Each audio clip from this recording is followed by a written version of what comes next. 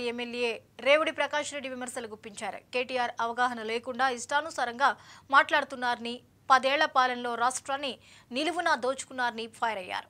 మాజీ ఎమ్మెల్యే చల్లా ధర్మారెడ్డి కాంట్రాక్టుల కోసం దోపిడీలు చేశారని ఆరోపించారు. కాకతీయ మెగా టెక్స్టైల్ పార్క్ నిధులను బీఆర్ఎస్ పార్టీ దుర్వినియోగం చేసిందని చెప్పారు. గృహలక్ష్మి పథకం పేరుతో పేదలను మోసం చేశారని విమర్శించారు. సంక్షేమ పథకాల అమల్లో కాంగ్రెస్ ప్రభుత్వం ముందుందని ఎమ్మెల్యే ప్రకాష్ రెడ్డి పేర్కొన్నారు. BRS వర్కింగ్ ప్రెసిడెంట్ ఉద్యోగాలకు వచ్చిన సందర్భంగా మాట్లాడిన మాటలను చూస్తుంటే దొంగే ఎదుటివాన్ని దొంగ దొంగ అన్నట్టుగా కనబడుతుంది. సర్కారులో జరుగుతున్న దోపిడీని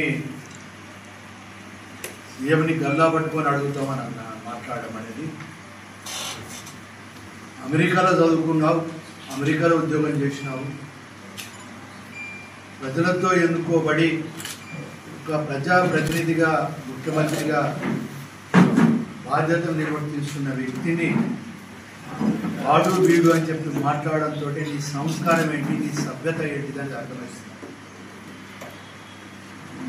వాస్తవంగా అయితే సంస్కారహీనంగా మాట్లాడినందుకు నీకు జవాబు చెప్పాల్సిన అవసరం లేదు.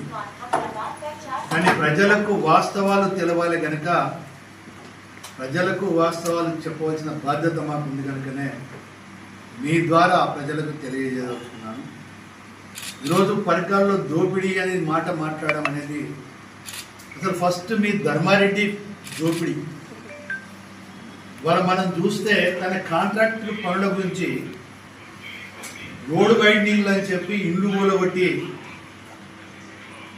ఇల్లు కట్టియకుండా కట్టుకున్న వాళ్ళ ఇళ్లకు డబ్బులు ఇవ్వకుండా దోపిడీ చేసింది మీ ప్రభుత్వం కాదా, మీ ధర్మారెడ్డి కాదా అని చెప్పి అడుగుతారు.